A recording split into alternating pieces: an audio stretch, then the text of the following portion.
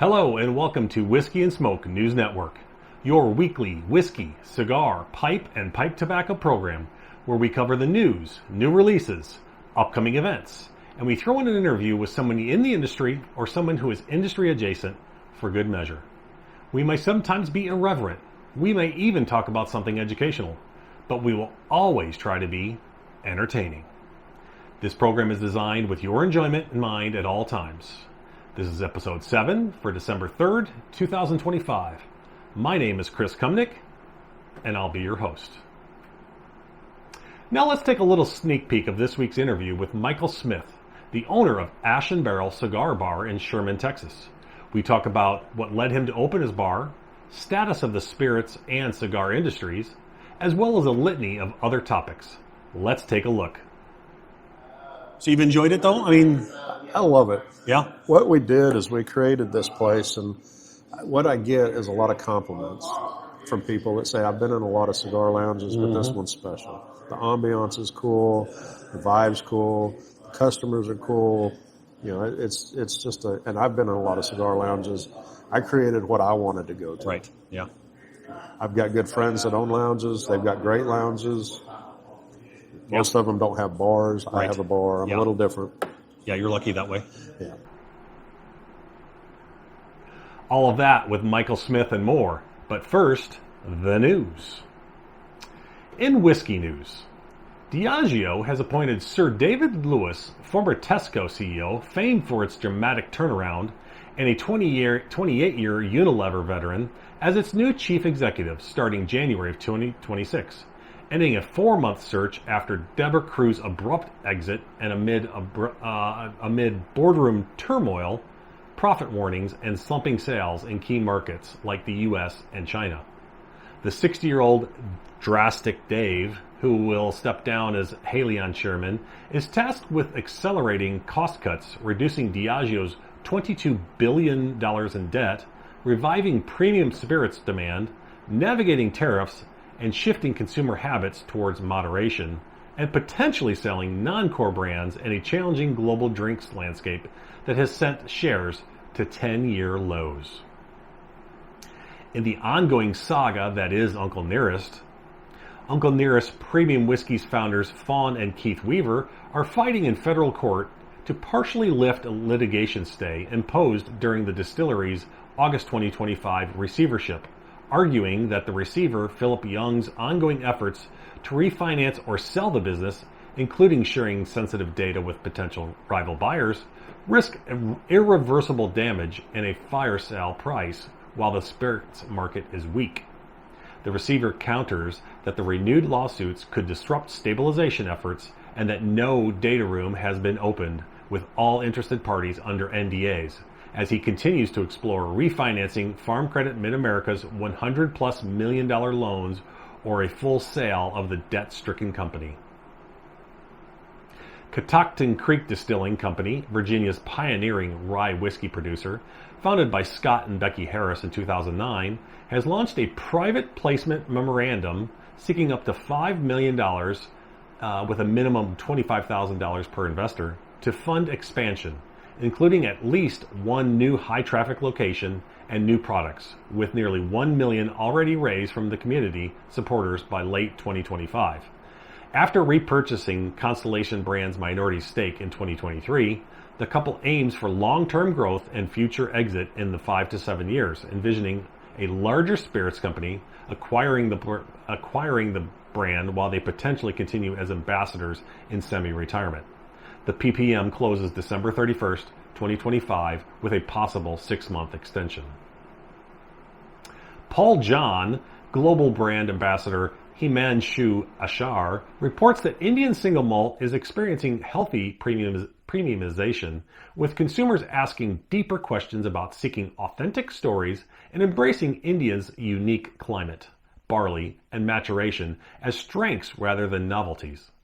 The Goa-based distillery has seen strong growth at home and abroad, boosted by its visitor center and the newly formed Indian Malt Whisky Association, while just releasing its oldest ever Christmas edition, an 8-year-old single malt finished in an ex-bourbon and sherry cream casks with festive stone fruit, butterscotch, and Christmas cake notes.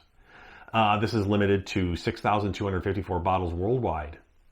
Ashar seeks huge future potential in travel retail, casks finishes, and younger domestic drinkers as the category continues its double-digit trajectory.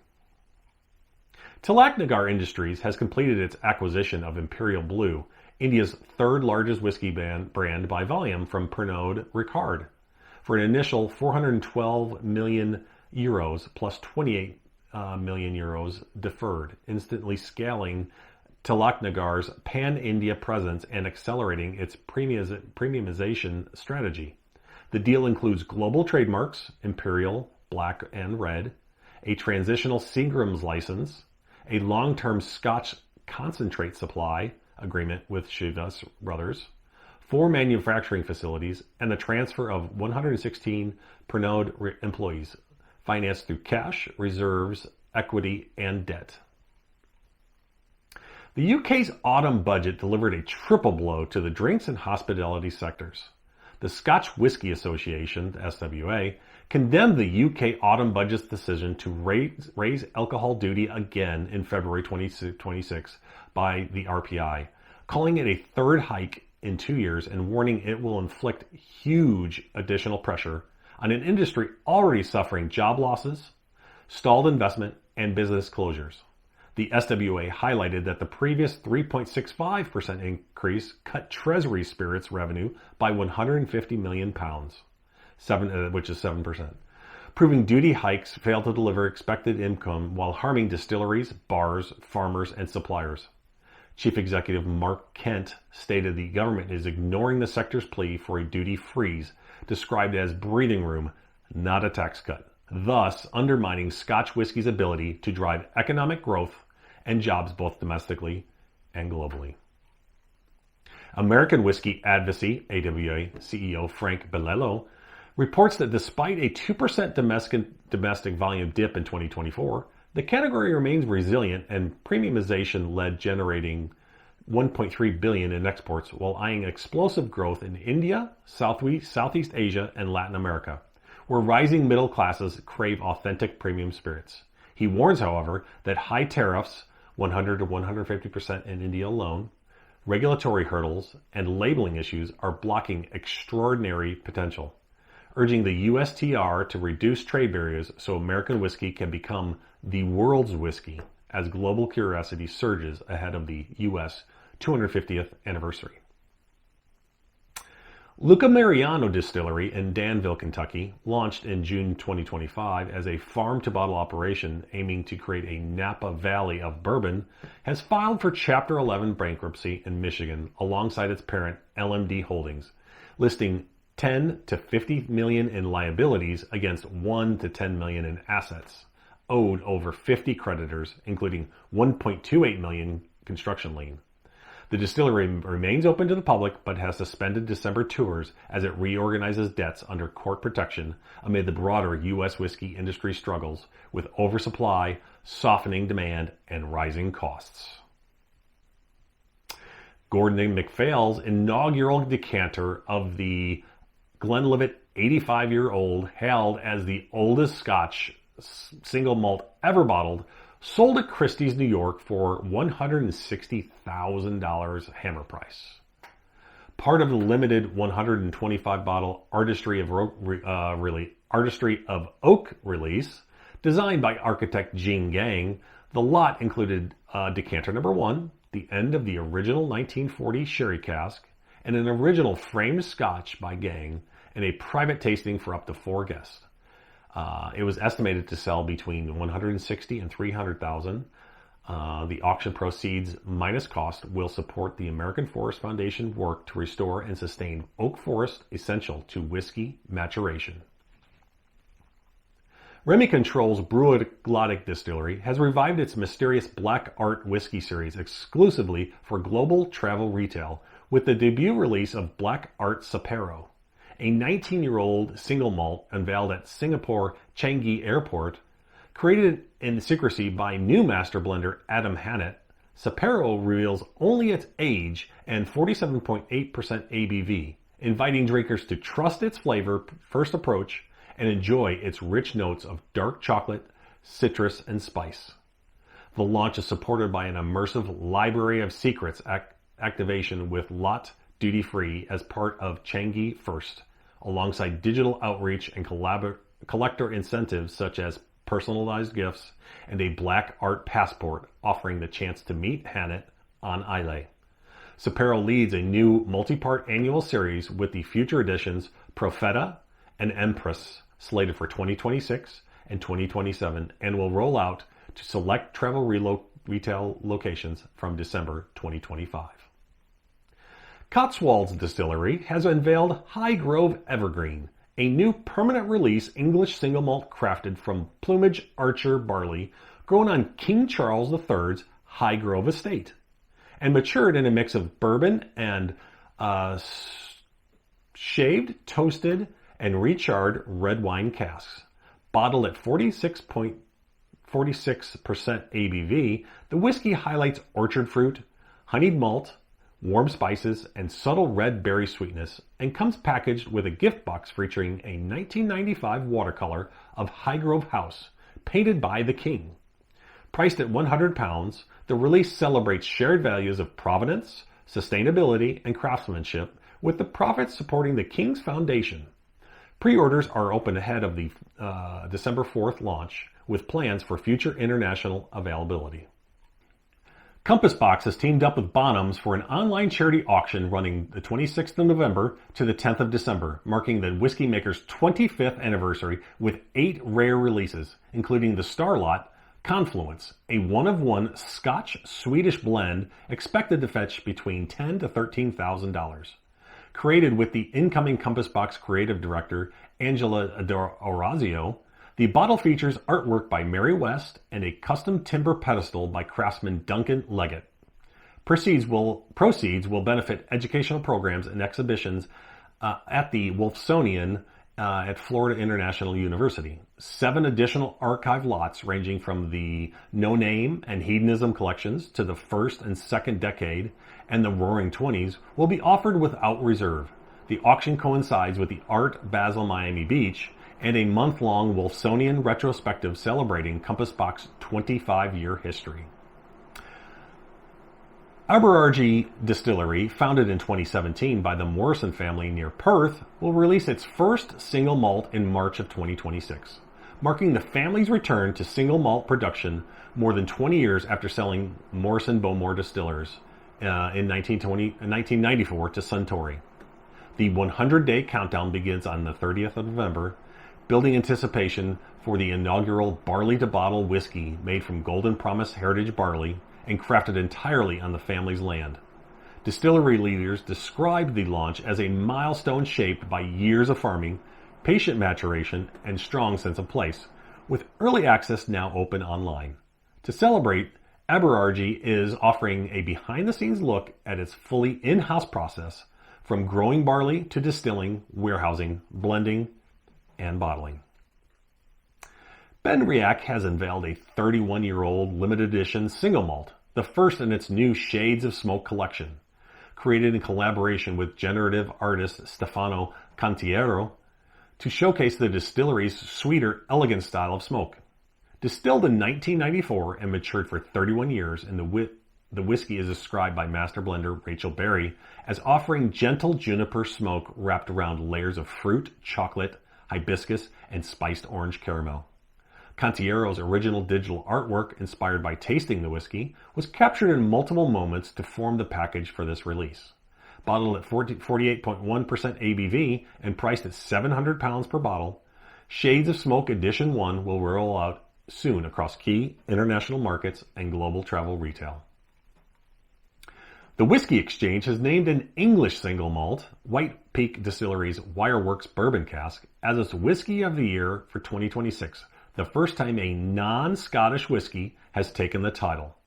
Chosen by customers in a blind tasting against contenders such as Bowmore 15 and Glenmorangie 18, the Derbyshire whiskey impressed with notes of gentle bonfire smoke, vanilla cheesecake, white chocolate, lemon curd, and candied ginger. The Whiskey Exchange's Dawn Davies highlighted the fairness and significance of the blind format, while White Peak founder Max Vaughn called the win a milestone nearly a decade into the distillery's journey. The whiskey will receive a full year of promotion across the Whiskey Exchange's stores and online channels throughout 2026. Now a story that proves that consumption of alcohol, it's in our genes. New research reveals that modern chimpanzees regularly consume naturally fermented fruits equivalent to 1.4 to 1.5 human drinks daily, supporting the drunken monkey hypothesis that humans' love of alcohol dates back nearly 50 million years to primate ancestors who sought ethanol-rich fruit for its calories and strong scent. Around 10 million years ago, a genetic mutation enabled African apes, including the ancestors of humans, chimps, and gorillas, to metabolize alcohol 40 times more efficiently, giving them a survival edge. Scientists say this ancient adaptation explains why our brains are still wired to enjoy alcohol today. In cigar news, J.C. Newman Cigar Company has broken ground on the final phase of restoring the historic 1910 Sanchez y Haya building in Ybor City. Once a bustling community hub with a restaurant, bar, and upstairs hotel, the long-abandoned building had become a symbol of urban blight. Following historic preservation standards, J.C. Newman is returning it to its original purpose with a restaurant and cigar lounge on the first floor and a small hotel above set to reopen late next year, looking much as it did 115 years ago. The company expressed gratitude to local, state, and federal partners for supporting the project, which aims to preserve and revive a key piece of Tampa's cigar-making heritage. Also by J.C. Newman Cigar, they have begun shipping The Brick House is on Fire, a limited edition 6x50 Toro created exclusively for TAA retailers and limited to 1,000 boxes of 10. Handmade at the Pensa factory in Esteli, the cigar features an unfinished foot that mimics a flame, its exposed filler igniting dramatically when lit, and uses a 5-year aged Nicaraguan binder and filler with Ecuador Havana wrapper. Priced at $12, the release brings a bold twist to the historic Brick House brand, which dates to 1937 and recently earned a top 10 spot in Cigar Aficionado. In other J.C. Newman cigar news, they have begun shipping the El Reloj collection, a 10-cigar box set handmade in its historic Tampa factory and featuring the official America 250 seal, for the first time honoring the United States' upcoming 250th anniversary. As the country's oldest family-owned premium cigar maker and home to its last large traditional cigar factory, J.C. Newman frames the release as a celebration of America's long cigar-making heritage. Priced at $240, the set includes 2 each of 5 notable cigars: the American Toro, Angel Suesta, Rosado, and Shade Toros, the 2023 Leroy Neiman Collector's Edition, and the Tampa Smoker's Toro, each representing a distinct chapter in U.S. tobacco and cultural history. Duran Cigars has introduced the Roberto Duran Reserva, a new super premium line making the first blend created jointly by founder Roberto Peleo Duran and his son as the company expands its U.S. presence from its Little Havana headquarters.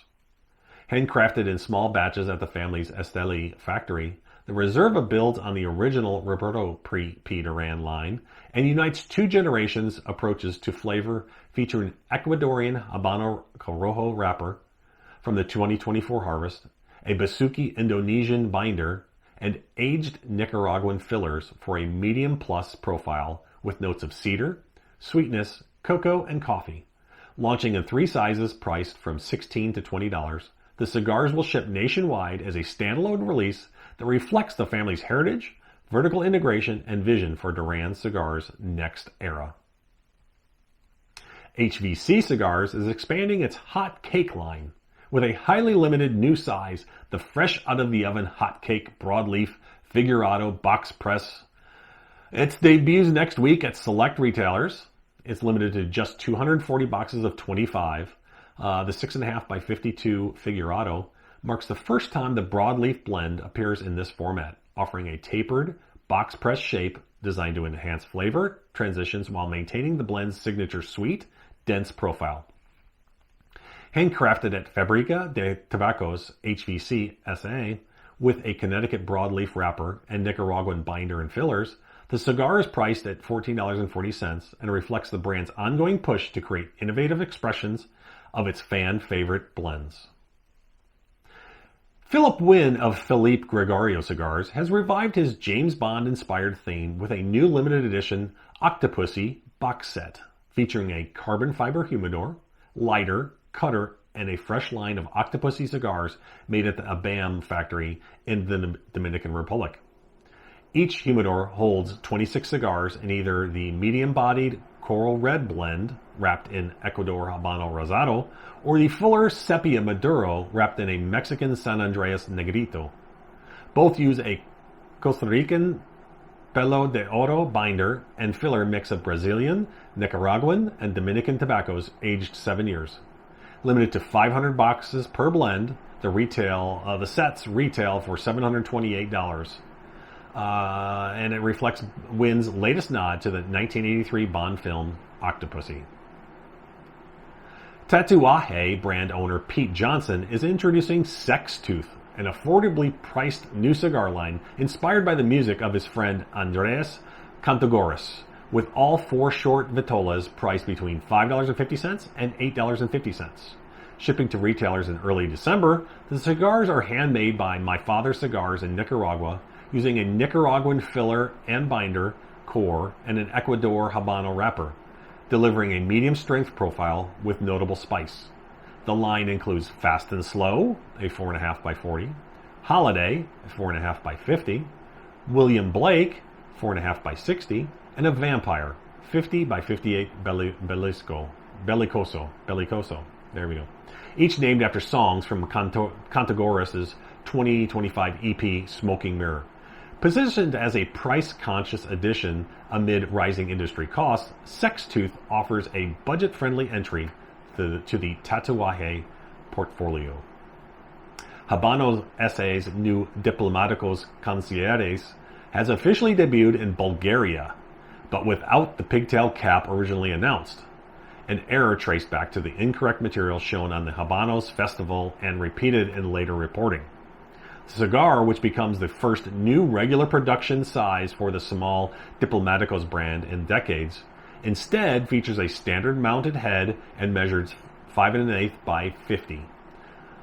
Packed in boxes of 25, the Concierges, named after the Spanish word for chancellors, is priced at 447 euros per box, or about $20.80 per cigar, making it a comparatively affordable Cuban release.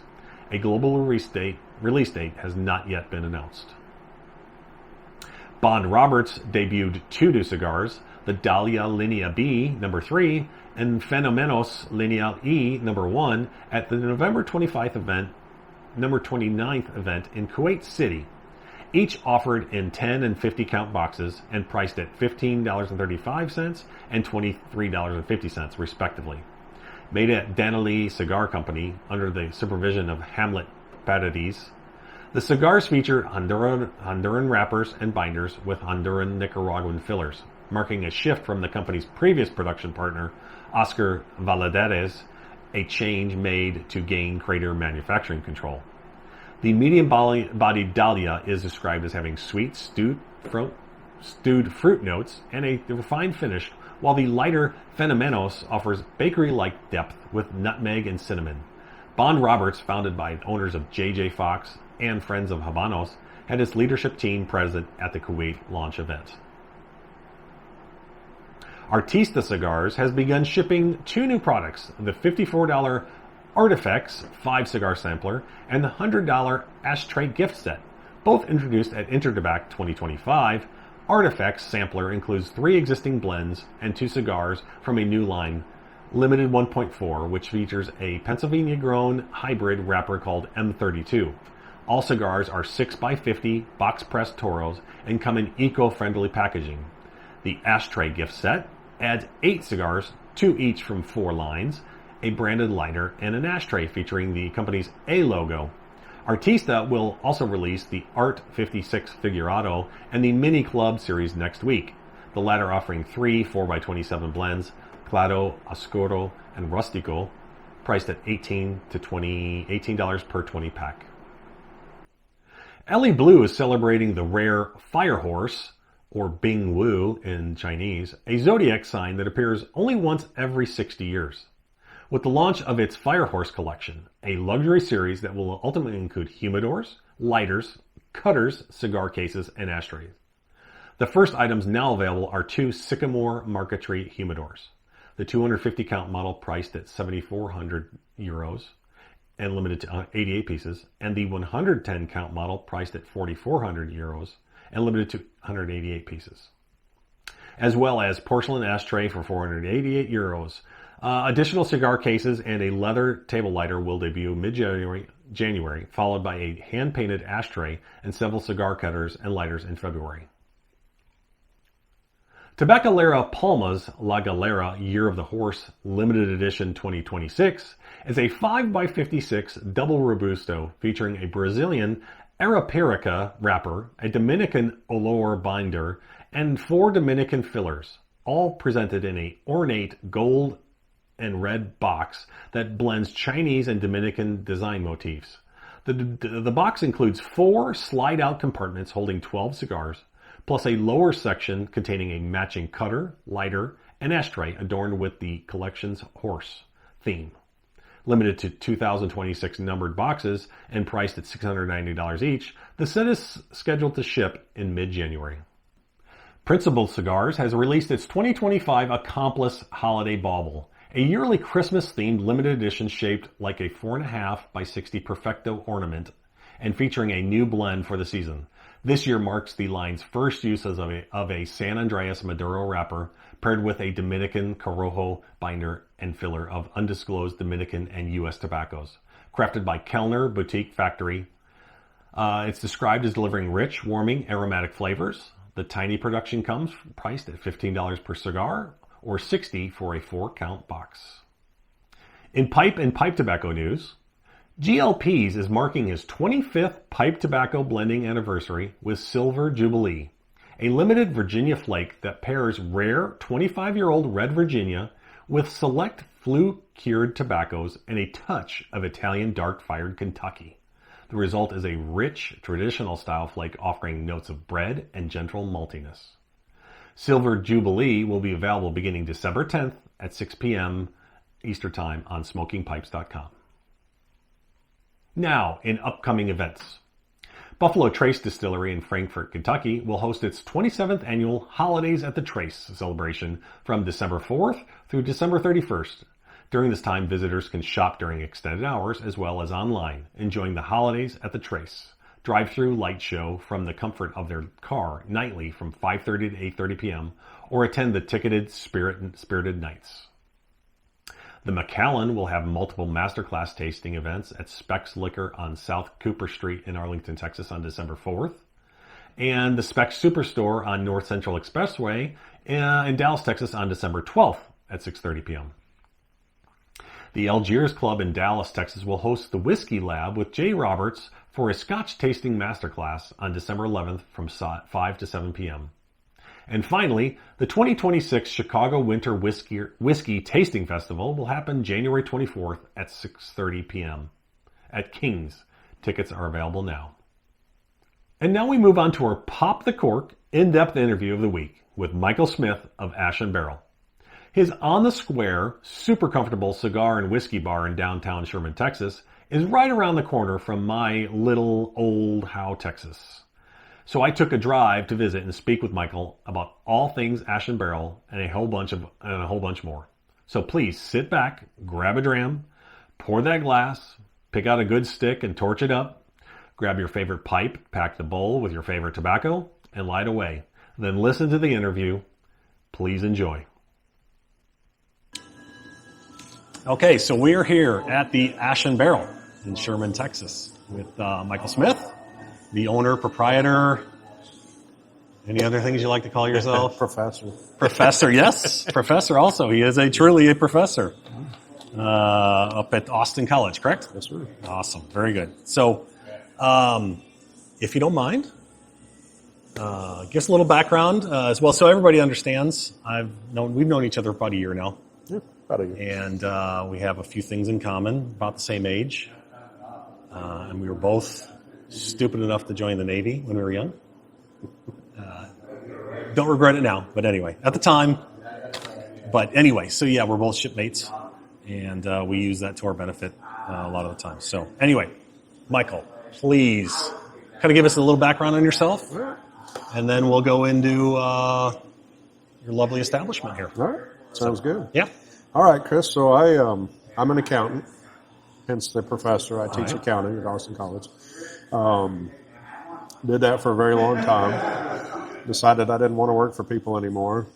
So I started a restoration company, doing water, fire, mold, asbestos remediation type stuff. When I first started that, I really enjoyed it. I liked being out in the field. It wasn't sitting in a cubicle anymore and all that good stuff. Well, as time goes on, I realize I'm very conflict avoidant. Interesting thing about owning a business is you learn a lot about yourself in the process. Oh, yeah. And I learned I'm very conflict avoidant in that industry. Was a lot of conflict with the insurance adjusters and the like, angry homeowners, all the fun stuff. So I had an offer to sell that, or for somebody to buy me out, and I took it. Yeah. And I retired for 2 whole weeks. 2 whole weeks. Woo! Made it 2 weeks. Wow, you sat back and relaxed 2 weeks, didn't you? I couldn't handle it. I got bored. So, at the time, I was dating my wife up here in Sherman. So that business was down in Rockwall area, Rockwall Rowlett. Was dating my wife, and I asked her, I said, "Where can I go have a cigar?" And she goes, "McKinney? Like, there's nowhere here?" She's like, "No, there's nowhere close." I was like, "Oh, that's an awful idea." Right. So I was going back and forth to McKinney to smoke cigars, which is a great place. So if everybody understands, it's not necessarily far between McKinney and Rockwell. No. There's just absolutely no convenient way to get there. Would you say that? I wouldn't say that. I mean, El Dorado's right on 75. Yeah, but So, and but it's my still buddy's shop. So, we went down there, and I'd just go down there to see usually his manager, who's a friend of mine. Right. Or his wife when she was working. But it was 35 minutes. Yes. Right? And I don't want to drive 35 minutes to go have a cigar. I want to drive like 10, 15. Right? Exactly, yes. And plus, there was nowhere to buy them up here. Specs of cigars. The humidor is not correct. Probably Fresh. Properly maintained. Yeah. Yes. And, you never know what you're going to get into. True. How old it is. Yeah. Exactly. Which, I mean, age on a cigar is more, the older the better. But, I mean, if you're not adequately maintaining your humidor, that's a problem. Yeah, it could be, age is good, but as long as it's adequately maintained. Right. Yes. So I asked her, I said, we're dating at the time. We're not married yet. Yep. I said, hey, how do you feel about me starting a cigar lounge in Sherman? And she told me, whatever you want to do. Yeah. So that third week, contacted a realtor, started looking at properties, and first one I ever looked at was Denison. Okay. I looked at a couple of Denison, where the rent's cheaper. Wasn't real in love with it. I liked the downtown Denison area, the main street, and everything. I thought, well, this would be a cool place, but just nothing that really suited my fancy. Okay. And my realtor and I came over here and looked at this place. This was all law offices at the time. It was all sub-ceiling, sub-walled. Okay. You couldn't see any of the cool features, right? Yes. But being a construction guy, I grew up in construction and restoration and all that. I started climbing around, climbed up in the ceiling, looked at the tin, was like, oh, it's original tin, right? Super cool ceilings. Yes. Got a picture out in the back. There's kind of an area where you could see how the walls with the plaster and the brick. So I was like, oh, this building is the building. Correct. So we started negotiating. Okay. At the same time, I had to go through P&Z and City Council to get approved for a smoking permit. Yep. Because indoor smoking now is taboo. Right? Correct. Thankfully, we get to do that. But so I had to go through that process, and my lease I didn't want to start working on something to spend a lot of money on a place until we'd gotten past some city council. Correct. So that took several months. You go to P&Z 1 month and city council the next. And got through that. Can I ask on that front? How was that for you? That experience was actually super cool. Yeah. Were they? I knew several receptive. They were super receptive, Okay. and some of the P&Z members and city council members smoked cigars. So that always helps. I had allies, Good friends, yes. inside, right? Yes. So that went through without a breeze. Didn't have any problems. And once we signed that lease, we signed the lease the next day after city council. Went ahead and signed it, gave them our deposit, and I started work. Okay. So I demoed this whole place. Yeah. And there was a lot. I mean, it took me 2 weeks just to get everything cleaned up. Dumpster After dumpster. Yes, after dumpster. After dumpster. I mean, this was all walls and those little tile ceilings and stuff, right? Yep. So, it took. I had a problem. So coming from Rockwall area and Dallas area, I had great contractors down there. I have all kinds of resources. Yes. But they wouldn't come up here to work. So I was trying to use local people, and the contractors up here aren't quite the same quality that I'm used to dealing with. So I had a hard time getting things done. I got my floors done really quick. My best friend actually did our floors. He's fantastic. They came in and did the floors, which was cool. These are original concrete floors. Yep. And the amount of grinding they had to do was insane. How much dust they pulled out of here. Dust and probably adhesive from other kind of floors and whatever. There was carpet all through here. It just took a lot of work, and they got it done. And then we had to. I had the AC guys out. They got it fixed pretty quick. I actually got up in this wall behind or over to the left. I got up with a shovel and chipped all the loose plaster off. Okay. To create what it looks like. Yeah, over here. Yes. Right. So, I did a lot of the work myself. I had injured myself. I rolled a four-wheeler on myself. So I was kind of one-armed, at the time. But we did a lot. I built a bar. I framed it up. I had some drywall and paint guys that really held up. It took forever to get painted. So from October to May, when I finally opened. And this is what year? We'll be open 3 years next year, 3 years, so 22? 22. Okay. Yeah, we started the process in 22, opened in 23. Excellent. Making me think. Nope, all good. All good. It's been a long day.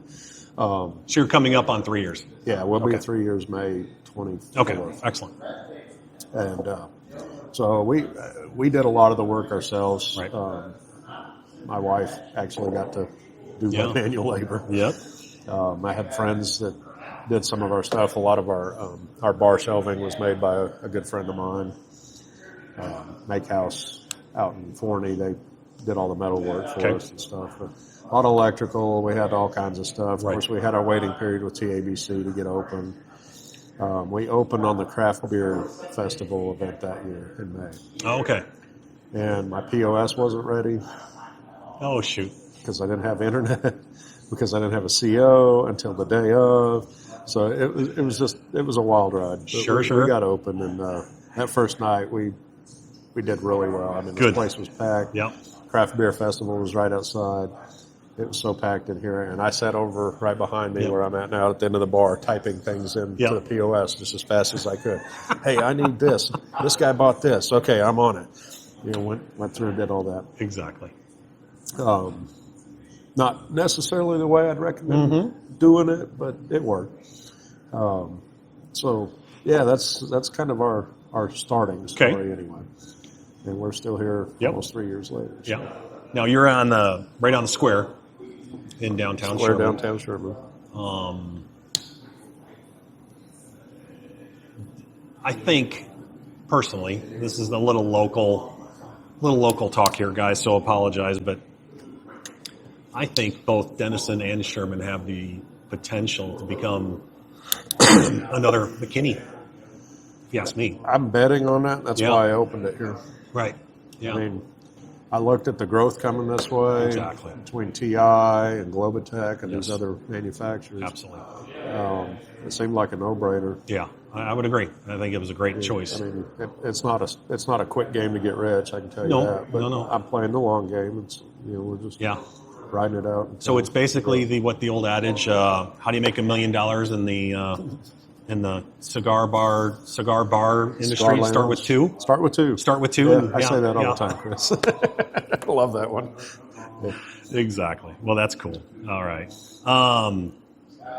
So you've enjoyed it, though? I mean, I love it. yeah. What we did is we created this place, and what I get is a lot of compliments from people that say, I've been in a lot of cigar lounges, but this one's special. The ambiance is cool, the vibe's cool, the customers are cool. It's just and I've been in a lot of cigar lounges. I created what I wanted to go to. Right. Yeah. I've got good friends that own lounges. They've got great lounges. Most of them don't have bars. Right. I have a bar. I'm a little different. Yeah, you're lucky that way. Yeah. That was one of my visions was, hey, I want to go in and have a drink. Yes. What if I want something that what if I want a drink of this and a drink of that? Correct. I don't want to carry, look like a lush and carry 3 or 4 bottles into the lounge with me. So Carry your own little luggage full of drinks with you. We'll keep a big locker full. Exactly. That's that was a big proponent. It was creating this atmosphere. Yes. Yeah. So when we when it diverged, when I teach entrepreneurship. Yeah. And when I was talking to the kids about what I do, I don't sell cigars and whiskey. I sell an experience. Yes. You're going to come in, you're going to have a nice cigar and a nice whiskey or a beer or whatever you drink, but you're going to sit there and you're going to soak up the ambience. Yes. It's relaxed. Yep. We usually have pretty chill music. Depends on who's on shift. Music varies, but the camaraderie that's developed in this lounge has absolutely blown me away. As we know. We do. Absolutely. Yes. You amongst many others. Oh, yeah. And, we've got a guy that started coming here when we first opened, and he now works here. Yeah. Yeah. Exactly.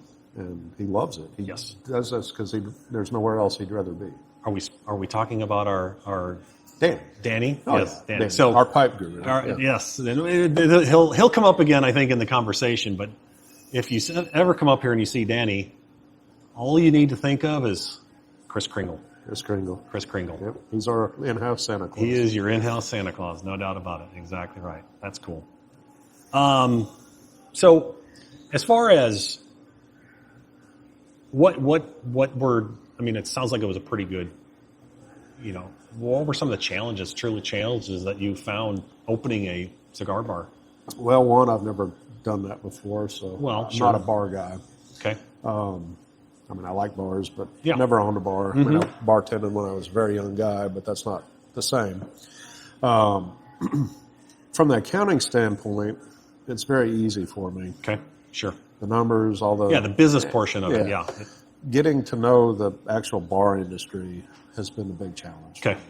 It's different. It's cyclical. It's not as easy for me to put my finger on. So what I did, like any smart business owner should do, I hired people that are smarter than me. My first manager was terrible. I had a lot of problems with her. She was a good bartender. Yep. She was a terrible manager. Got it. I had tried to hire a gentleman before I ever opened from another bar. I liked him. I'd met him. I don't know something about him, and I just clicked. He turned me down. And then he started coming up and smoking his pipe in here. Okay. And eventually he's like, I like this place. I need to be a part of this. So he came back and asked me for a job, hired him, eventually promoted him manager, and he runs the place. Okay. He knows the bar industry. We're talking about Colton then. Colton. Yes, Fantastic. Very much. Very good guy. Very good guy. Another one to good, if you come up here. Yeah. Definitely. You can't miss him. No. Red beard. Red beard, yes. You got, let's see, you've got Santa Claus and you also have a pirate. I do. Viking, whatever you want. And you're the Viking, I'm a exactly, Viking, yes. Yeah. So, and that's a requirement to work here, by the way. You have to have a good beard. I think some of my struggles were just trying to figure out the industry. Right Regulations? Now, I mean, learning the TABC laws. Yeah, right. One thing you'll get a kick out of is the taxes. Okay. For this establishment, I file 6 tax returns with the comptroller every month. 6. Yep. Sales tax, Okay. mixed beverage gross receipts, mixed beverage sales tax, and 3 tobacco taxes every month. And there are Okay, so 3 different tobacco taxes. What's the differentiation? To import directly from the seller, Yep. we have to be a distributor, Okay, and then we sell that to ourselves as a retailer. got it. So I have to pay taxes on anything that comes in, Okay, and then I get to sell it, and then we charge sales tax on it. okay. So most places probably don't operate that way, or is it beneficial to operate that way? It's probably beneficial. I mean, the taxes aren't onerous. Right. So No, but they're I not mean, bad, as far as being a distributor selling to yourself, Yeah. Most of the companies that you're going to see are doing it that way? Yeah. Okay.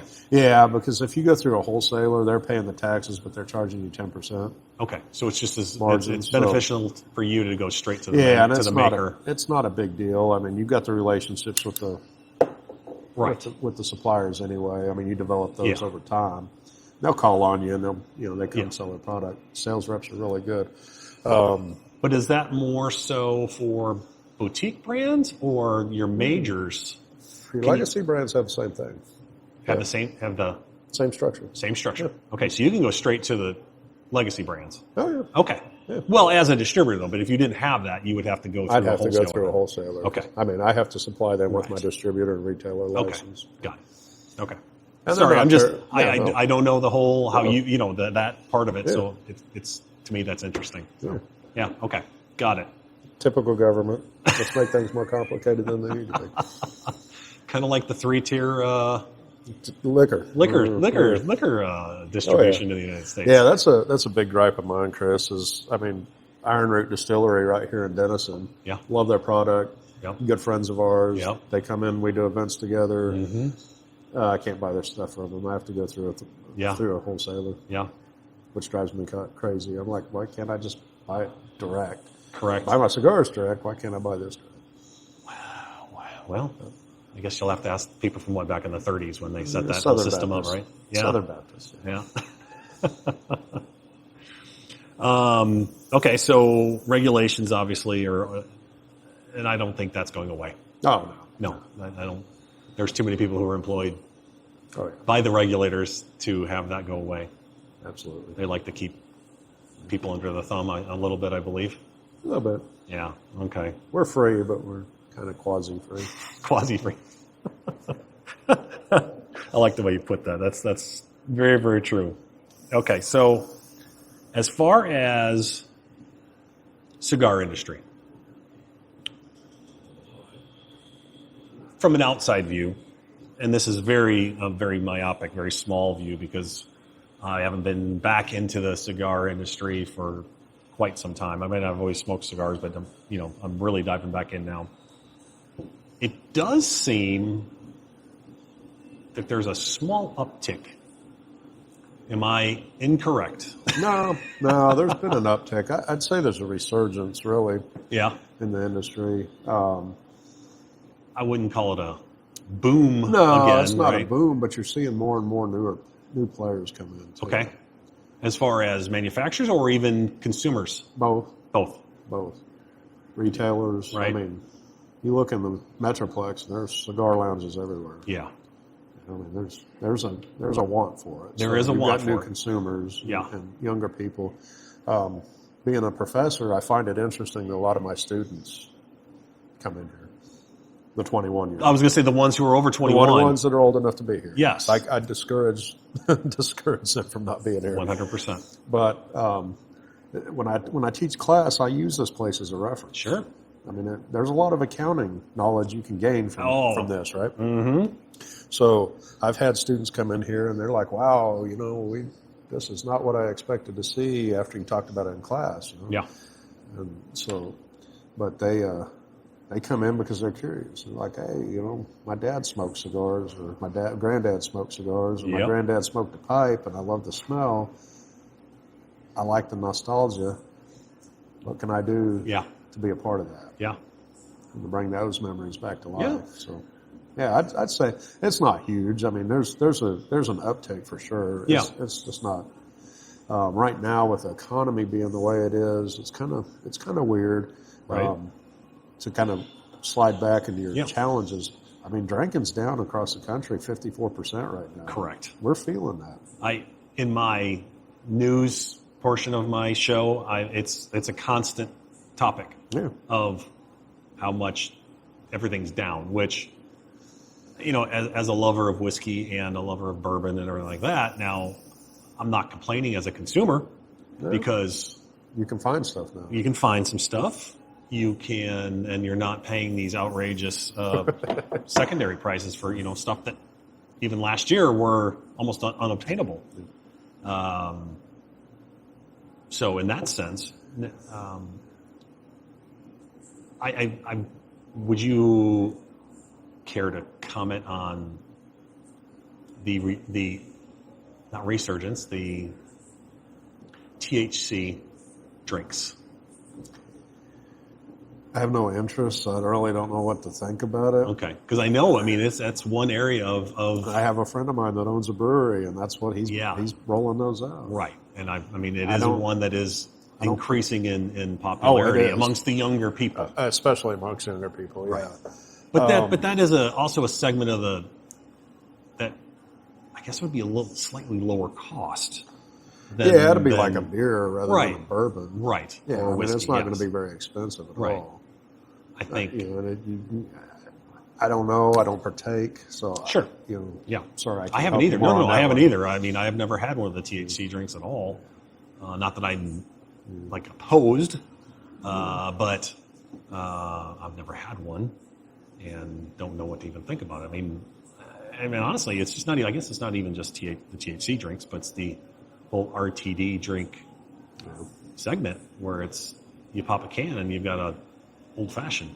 Yeah, it's funny that you mentioned. I'm not saying that they're good, but it's a heck of a lot easier just to pour it out of a can into your glass. No, there's something about a craft cocktail. Oh no, I'm with you. Agree. I'm just saying, but I think in our world of instant gratification, it's tempting to those young people to just grab a can and dump it. It's funny you mentioned that. I'm not poo-pooing young people, by the way. But you guys you grew up in a different time than those old fogies here. I interviewed Marilee Kick, okay, the founder of Buzzballs, right, on campus 2 weeks ago, okay, for a leadership symposium that we did. She sold out to Sazerac, but she created these ready-made things. Yes. And I don't want to bash those, but I don't like them. Yeah. They're just not. No, I'm with you, but they're very liked. They are. She sold out for a ridiculous amount of money to Sazerac. Yeah, she did. So that's all non-disclosure and good for her. stuff. No, but good for her. Oh, absolutely. And she was fantastic, and she was very insightful on the industry. Yeah. As a whole, people are looking for that more than they are. We still have our regulars that come in here, and they're going to have an old fashioned or two, and they're going to have a martini or something because they're still trying. Some of us are that age. Sure. We want those drinks. Absolutely. The younger crowd, they don't. I saw more beer to the young people than anything. Correct. Yeah. Maybe I'll find a bourbon or a whiskey kid here and there. I think enjoying whiskey in particular, in my view, comes with some age. There are some young people who enjoy whiskey. Don't get me wrong. Yeah. It's a maturity thing. I think it is a little bit because when you and I were young in the Navy, we weren't. I didn't drink whiskey. I didn't drink whiskey. I was trying to find the cheapest thing I could drink. Absolutely. Yes. Yeah. Going to Tijuana. And having a bunch of Dos Equis and you remember when Coronas were like 75 cents for a freaking for a quart? Yes, I do remember that. Man. Those were good times. Yes, you didn't have to have much to get drunk down there. No. Well, I guess if you want to, let's see, if we really want to show our age, I can remember when I could get like a case of Keystone Light for like $6 or $7. Yeah. Or that might even be a 30-pack. I think those were 30-packs. For $6 or $7. Pretty sketchy. Yeah. I don't think I'd drink that anymore. You'd be on the throne the whole few days later, but that is what it is. But yes, okay, it is interesting, and it's interesting from your point of view So you a lot of beer here for young people. Yeah, we sell more beer to young people. How about any of the other spirits, as far as vodka, let's say rum, anything like that? I mean, is it... We sell a lot of vodka. A lot of vodka. A lot of the ladies like the vodka. Absolutely. It sells really well. We've got a nice tequila shelf. I'm a big rum guy. I like rum a lot. Yep. So we've got a nice selection of rum. It's hit or miss on how it's doing. Right now, none of it's doing well. Right. And we'll sell some, but Sure. not what we were a year ago. Well, I mean, we're probably, I think if I was to look at the margin or the numbers, we're probably right on par with the national average. Okay. On how much our liquor sales It's gone are down. right now. 50? So 50%? Over 50%. I mean, wow. Yeah.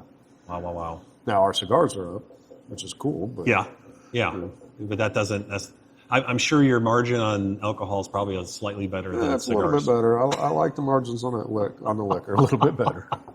I would imagine so. No, I can only imagine. Truly, I mean, I have no frame of reference whatsoever. So, other than from the outside looking in, talking to people such as yourself, and hearing, Yeah, it's nationwide. I mean, it's a rarity. You mentioned Iron Root. I know they're actually having a great year. They are. But they are a rarity in that segment. Still Austin would be another one down in Austin. As far, if you just want to look at Texas brands, I don't know of many other Texas brands that are killing it. No, I haven't heard how Herman Marshall's doing it all. I haven't talked to them lately. I'd be curious to see. Right. It might be interesting. And they're in, if I remember, they're in Wiley? I think they moved from Garland to Wiley here recently. That whole area. That's, northeast Dallas area, guys. So, I mean, 1845. I'm just trying to think. We just brought them in, and they're just trying to get their brand going. 1845, or yeah. Yeah, I mean that's a baby brand. Bob and Miguel, yes, down in Princeton, Texas. Everybody, just east of McKinney. One of the fastest growing cities in the country. Yes, I mean, isn't it literally? I thought it was. I don't remember exactly which number it was. I mean, each time I look at it, it's different. But correct. You've got Princeton, Anna, and Melissa. Yeah, three of the top 11 fastest growing cities. I mean, if you they're all right there. I was going to say, if you even go a little west, they'll Prosper and Salina. Yeah. DFW is going to just be mega city. It's slowed down. Even I know that I've got home builder friends who... A little bit. It's not like a year ago, though. Again, I don't think... I think if we can get some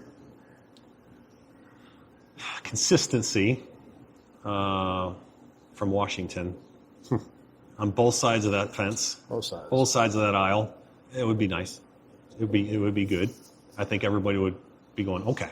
Yeah, the highs and lows. Now we know where we are. Now we can plan. Yeah. I think right now it's still a little bit kind of like everybody's like, It's like riding a roller coaster. Exactly. Emotional roller coaster. Exactly. What are we going to get today? Yeah. Now, okay, so as far as the cigar industry, do you see a continue? Do you think it's going to continue to grow? I think so. Yeah? I think so. I mean, it's not going to grow explosive growth. I mean, it's a mature industry, so you're going to see a steady growth. Okay. I mean, as a proprietor of a lounge, my job is to not only capture the customers I have, but to create new customers, right? So my next generation, it's not going to be you and me. Right, no. It's going to be our kids, right? Correct. Not that I'm encouraging our younger children to go smoke cigars. But no. But so current 21-year-olds, that would be, so we're Gen X, millennials, so they're Gen Z. Gen Zs.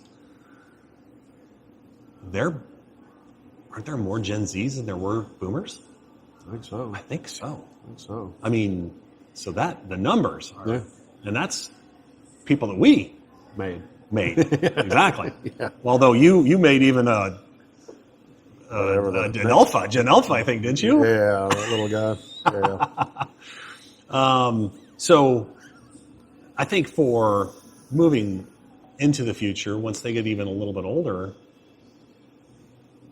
if we can get again, things smooth out and the economy going and allowing them to appreciate the American dream, I think it's going to be almost, kind of like it was with the boomers, to be honest.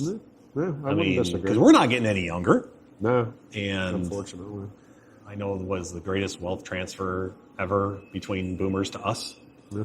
Well, I think there's it's not gonna nearly be- as many of us. No. So we'll pass it down to, our prodigies. And I don't know. We'll see. It'll be good times. Hopefully, right? Hopefully. Yeah. Okay. Okay, so we kind of delved into a little bit. Whiskey and spirits. Down 54%. Many news articles talking about it. From a consumer standpoint, not a horrible time, but for you, not a great time. Not a great time. Not a great time, but not horrible. Not horrible. I mean, is it still to the point where you're doing okay? Oh, yeah, we're doing fine. Okay. Yeah. Good. Yeah, I'd just like to see more money in my bank. Well, sure, absolutely. Yeah, that's the whole. That's at least the purpose. Recoup of my investment. So. Correct. Yes. Yeah. I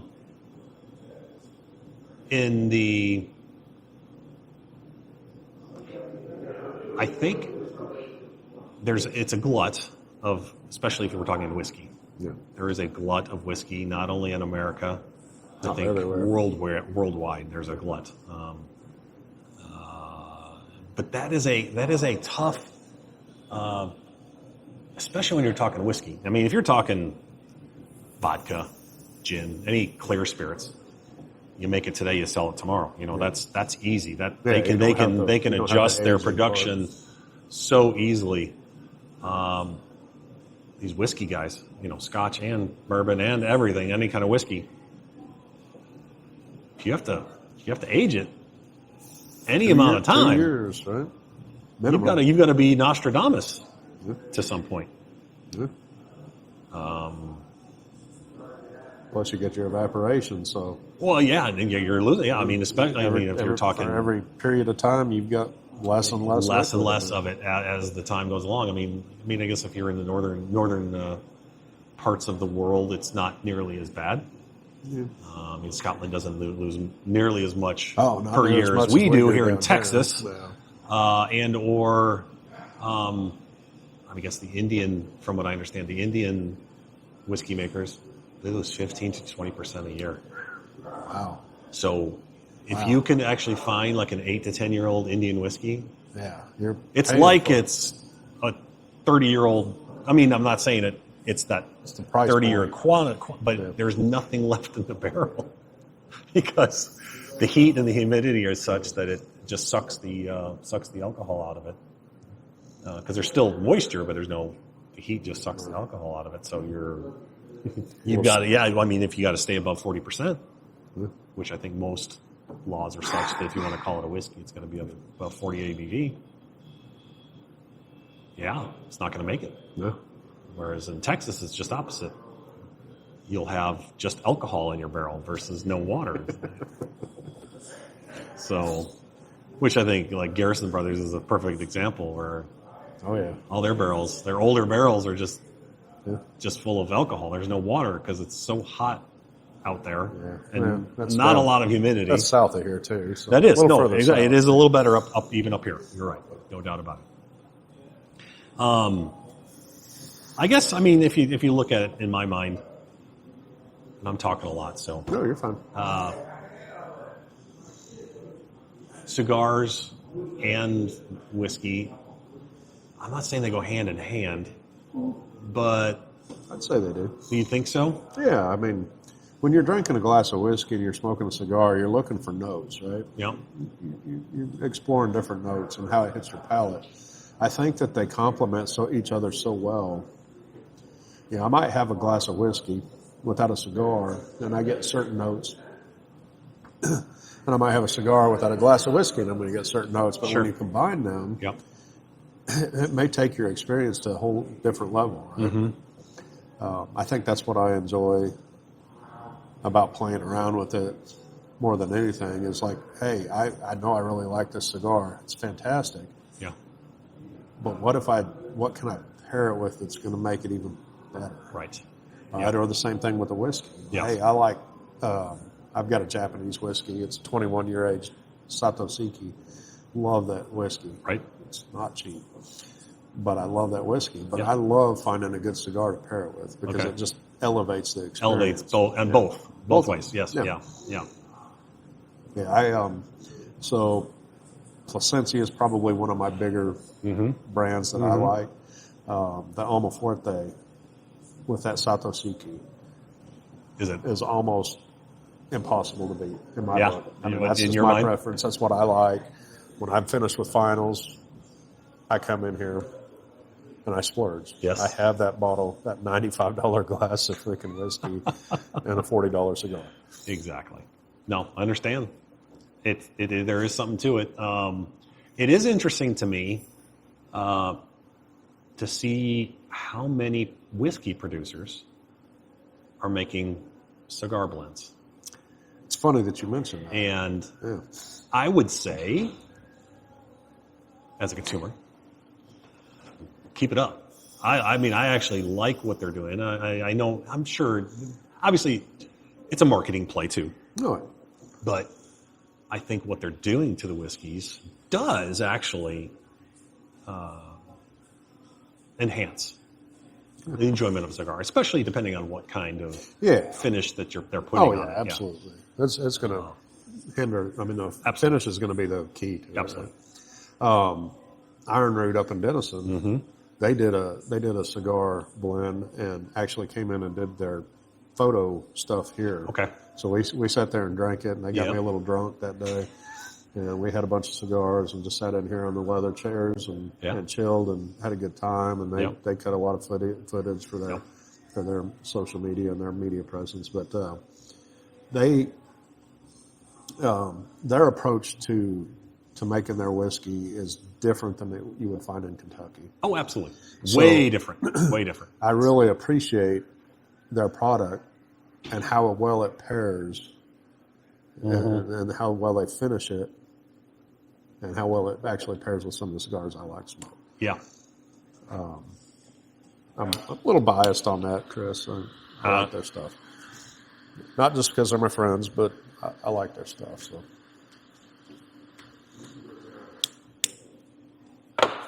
Well, I am also biased with them because I love everything that they're doing. I think the way they're doing it is different than, I don't know all the different whiskey makers in the United States, but I don't know, and I haven't heard of anybody else really doing what they're doing. You know what I mean? They're taking what they learned from their cognac mentor and applying it to whiskey. Yes. And they're coming out with an excellent product. It is really working. And you're right. Their cigar batch is top notch. Yeah, if you can find it. That's true. That's true.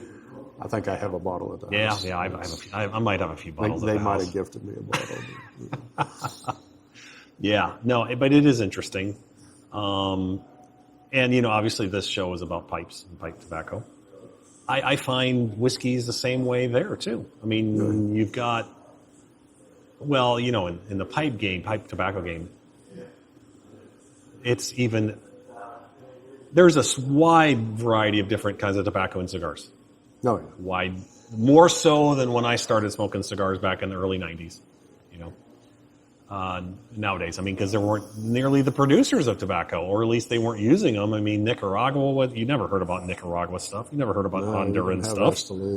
Or even Jalapa. Mexico. I mean, now, yeah, exactly. It was all Connecticut shade wrapper, Maduro, Havana, Dominican Republic. That was it back then. Now, you mean you're stuff out of Peru, you're getting stuff out of Ecuador. Yeah.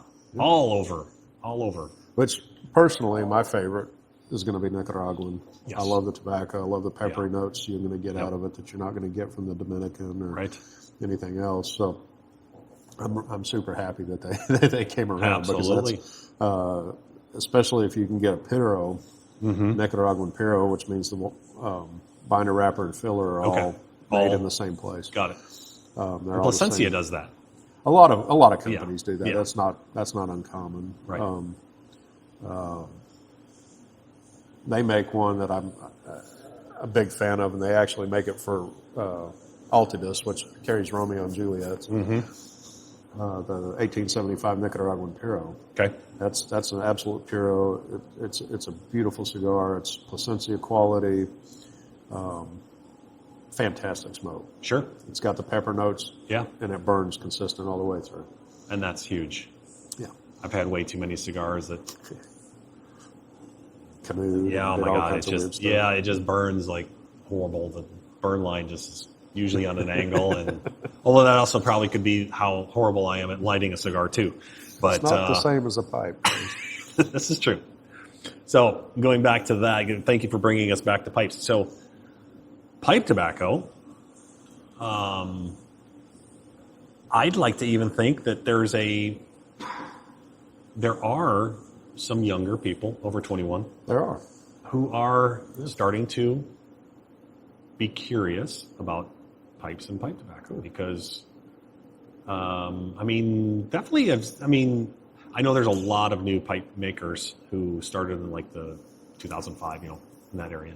And there's more and more. There's more and more pipe makers now, artisans.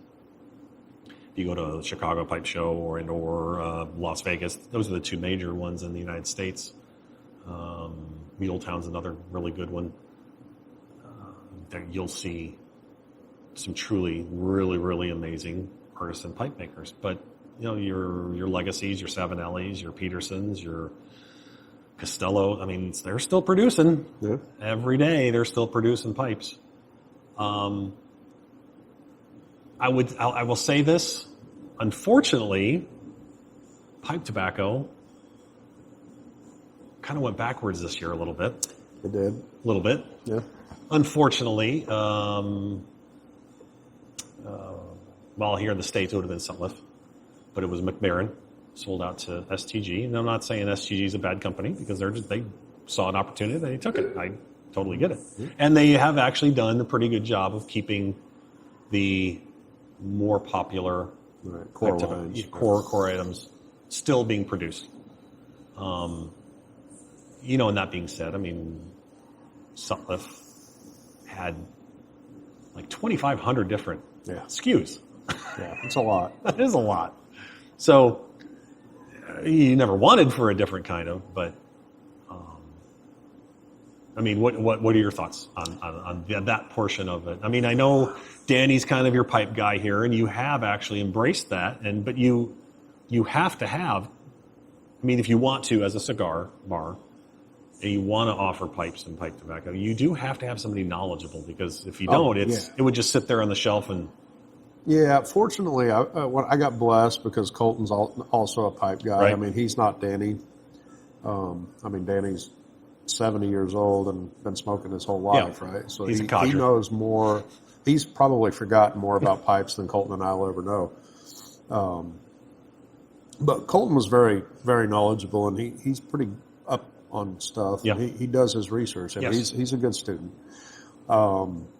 I will tell you that after we brought Danny in, our pipe tobacco and pipe sales have increased dramatically. Right. Yes. Yeah. All he has to do is sit here and smoke his pipe. Yeah, exactly. And he will sell. And he's a natural salesman. He spent 50 plus years selling. Correct. So, he just talks and people want to buy it. Yep. And who wouldn't want to buy from Santa Claus? Well, exactly. You feel guilty if you don't, right? So I think there's a lot of nostalgia going on with the pipe tobacco right now, because you're seeing the younger people come in and buy them. We're probably selling more pipes to younger people than we are to people our age right now, which is cool. Yes. I love it because they're like, hey, my grandpa smoked this pipe. I kind of want to hang out and relive the past. Which I think if you're going to do that, it's key to have a tobacconist in-house. Yeah. At least somebody that understands the blends and, is this a Perique or, all these different tobaccos that understands them. Unfortunately, I'm not that guy. Yep. I'm just smart enough to know I need somebody smarter than me. Absolutely. I mean, I can talk about cigars all day. I understand cigars very well. I'm a baby pipe smoker. Danny actually was the one who bought me my first pipe. Okay.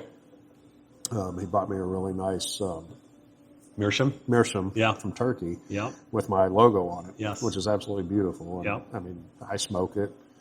I'm very busy, so to me, it's more of a when I'm not doing something, I can actually relax and ponder things, and I can sit there and just puff on it, and I don't have to worry about doing something else. Whereas with a cigar, if I'm grading papers or I'm working on our books or Colton and I are scheming our next event, it's easier for me to, just light a cigar. If I need to put it down for a minute, I can. I'm not constantly holding the pipe. So, but I feel like I'm coming along, I guess, in that aspect. I mean, I've got a great tutor. Yeah, no. I mean, Danny knows a lot. Of course, you're my friend. You know a lot. We've got another guy in here, Sean Murphy. Yes. Not Sean Murphy. Sean somebody. I'll remember his name later. Very big in the pipes. Yes. And he's a younger guy, too. Yes, he is. He's not, he might be in his early 40s, Right. maybe. Yeah. But, so we host a pipe night. Yes. And we've got some old heads out here. I mean, We've got some guys that come in that are, Absolutely. and they know stuff. And you probably don't see them here normally unless it's pipe night, right? The only time we see them is pipe night. It's on pipe night. But I try to make it up, Yes. soak in as much as I can. Absolutely. I mean, it benefits me because I don't know that much. Yeah. So I'm just trying to be a good student and a good steward of the pipe community myself. So. Yeah, definitely. I know that it definitely helps having somebody here who is knowledgeable, because I have seen way too many times where you walk into a cigar shop and they have some stuff on the shelf and nobody knows anything. Nobody knows anything. You can ask them about it, and you can see dust on the.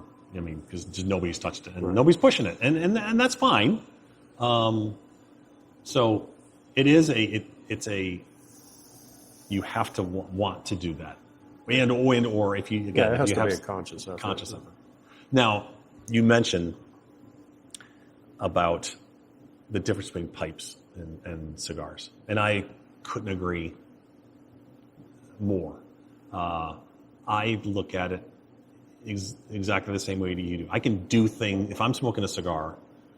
I can walk around. I can do things like you said. If you're sitting there doing paperwork or whatever, you can smoke your cigar easily. Whereas, there's somebody, and I don't want to make it sound like it's hard to smoke a pipe, but it's intentional. Much more intentional. You have to. I mean, there's the tamping. There's the way you load the bowl, everything. It makes you almost have to sit down, and that's what you're doing. Yeah. Versus just grabbing a stick and lighting it up and still doing stuff. I wouldn't try to smoke a pipe while I was doing this with you. Yeah. No. Exactly. Yeah. Exactly. Yeah. All we'd be doing is sitting. All you'd be hearing us is relighting our pipes. I mean, yeah. You can. I can ride the mower and smoke a cigar. Not going to happen while you're smoking a pipe. I mean, there are guys. I shouldn't say that. I couldn't do that. Yeah, I'm not. There are guys. Danny might be able to. Exactly. There are guys who I think probably could handle that and do it, but I couldn't. I just enjoy. I think to me it's more where I can reflect, and it makes me slow down and think. Yeah. Yes. And just enjoy the act. Mm-hmm. Enjoy the tobacco. Yes. I mean, I'm guilty of when I'm smoking a cigar, I might not necessarily be enjoying it as much because I'm busy doing something else. I'm just, puffing out of habit or whatever. Whereas with a pipe, it's much more of an intentional act. Yes. And I'm being very focused on the here and now and the present. Yes. As opposed to, what's going on in front of me or whatever. Yeah. And especially if you can do it with a bunch of other guys or gals, other people. Let's just say that other people who are doing the exact same thing. It just makes it that more enjoyable to me. I mean, cigars are the same way. Don't get me wrong. It's a very it can be a very communal thing. Very social thing for sure. Especially if you're around people who don't mind cigars and cigar smoke, pipe and pipe smoke. So I've found myself to be in the pipe world. I was lucky enough I had an uncle who smoked pipes, but I didn't start smoking pipes till probably 6-7 years ago. Really? I mean, I always wanted to. I was always curious. And then one trip, we had gone over to Europe with the kids. Melissa and I took the kids over, and I just saw a few people smoking pipes. I was like, you know what? I told her when we were, I was like, you know, when we get back, I want to buy a pipe if that's okay with you. And I want to. Thankfully, her dad smoked a pipe too, and her grandfather smoked a pipe, so it wasn't a hard sell. But what I found is I have to smoke certain kinds of tobacco around her that remind her Right. and smell, different than what I would normally smoke for myself. So I have found myself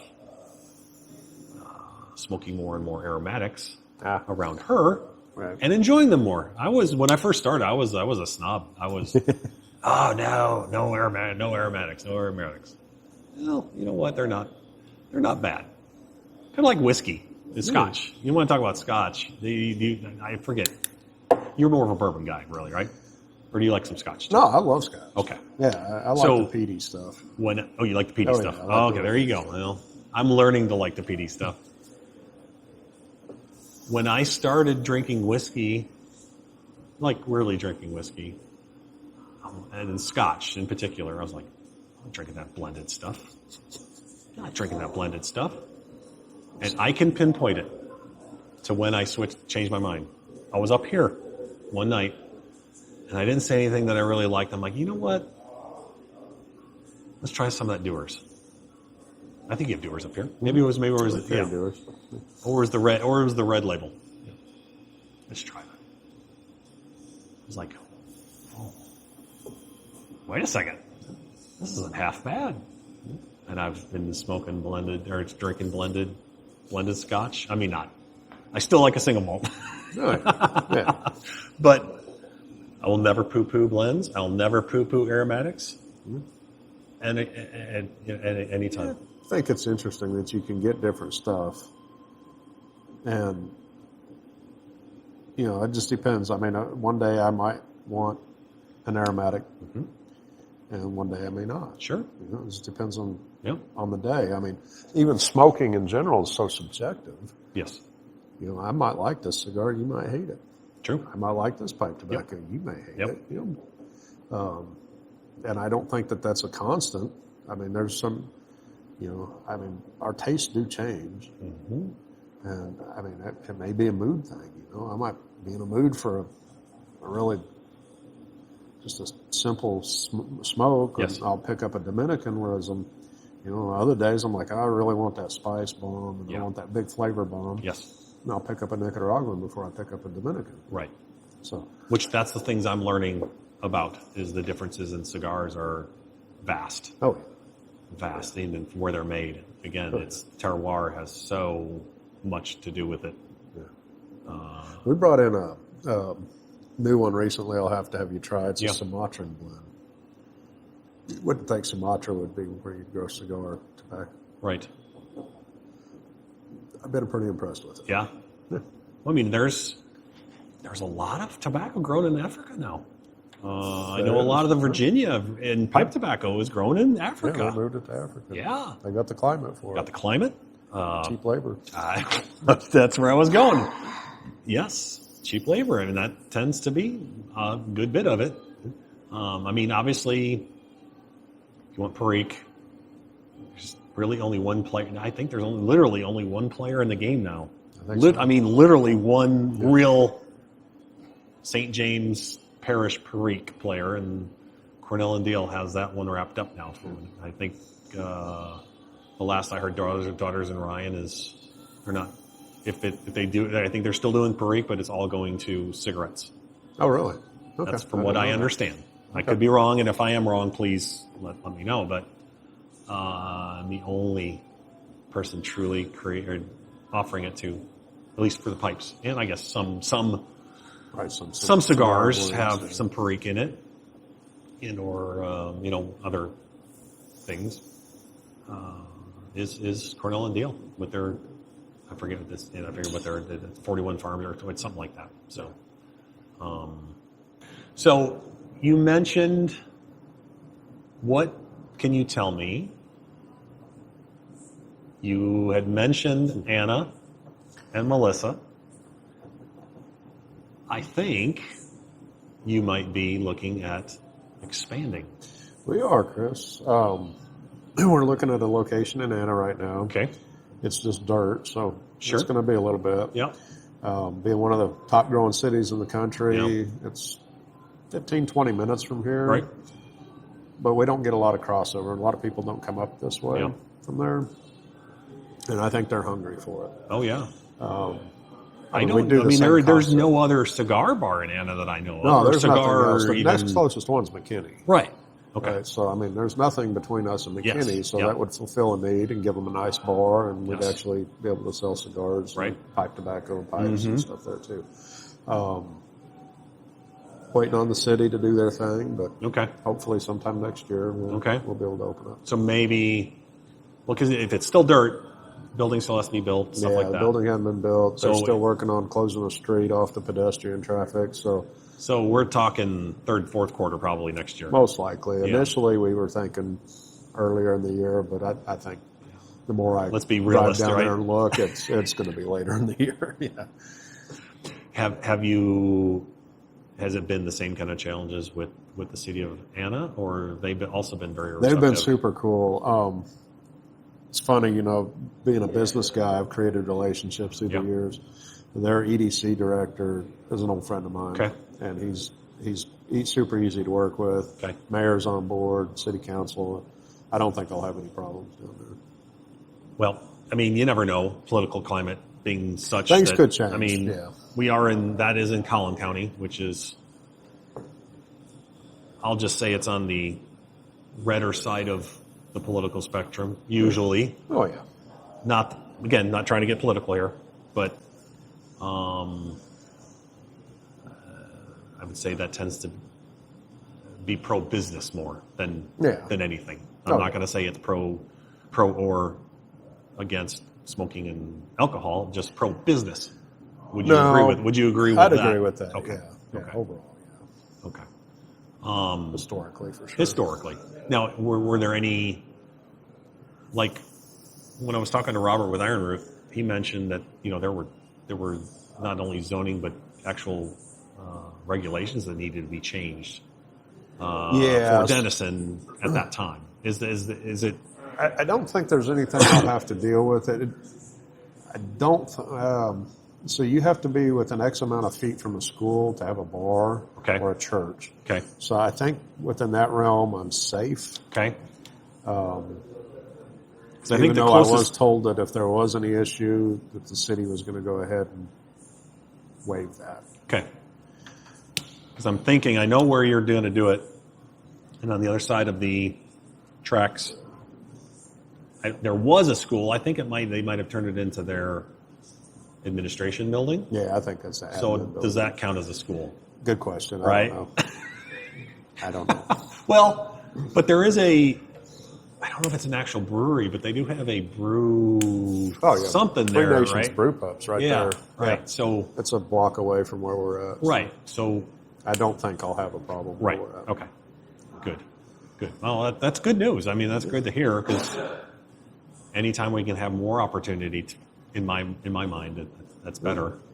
More choice is good. I don't think with a brand new building, we're not going to get the same ambiance No. as this place, but we're going to do our best to replicate it and kind of mirror what we're doing here with the bar and the humidor and the comfortable chairs and the just inviting atmospheres. Yeah, but even there, it could be the same but different. Meaning you could do more of a modern vibe there versus this is more like on the square, Yeah, I we don't have any plans yet. Until I get a flooring plan, I won't know how to design it. Mm-hmm. My head bartender's asked for a horseshoe-shaped bar. Like, wow. Don't know what to tell you right now, but Yep. No, I get it. You want to please people. I understand why they would want a horseshoe. Just more It's easier to serve, I would imagine. Workflow be easier for them. Yes, workflows definitely. I mean, our bar here is so long that they're running all over the place. Would that be like a U shape with a center thing for drinks and whatnot, or that's more like the circle type? Isn't it? I don't know how we do it. I mean, until I get a floor space drawing, I don't know. Yeah, because you don't even know what space you're going to have. Dimensions, right? Exactly. Yeah. No. Well, that's cool.